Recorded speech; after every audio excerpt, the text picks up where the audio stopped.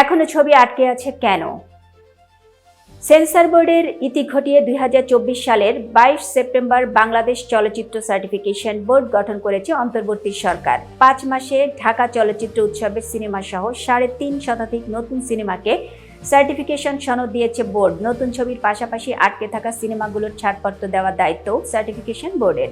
গত 1.5 দশকে অন্যদিন, নমুনা, শনিবার বিকেল, মাই বাইসাইকেল, মরথেঙ্গারি, অমীমাংসিত মেকআপ, রানা প্লাজা আটকে রেখে গেছে বিগত সরকার। এর মধ্যে কোনো সিনেমা 1.5 দশক, কোনোটি 1 দশক ধরে সেন্সরের ঘোরটোপে আটকে ছিল, এখনো আছে।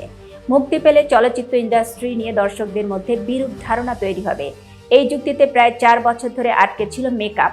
আটকে থাকা সিনেমার মধ্যে প্রথম সিনেমা থেকে অনন্য মামুনের ছবিটিকে ছাড়পত্র দিয়েছে সার্টিফিকেশন বোর্ড।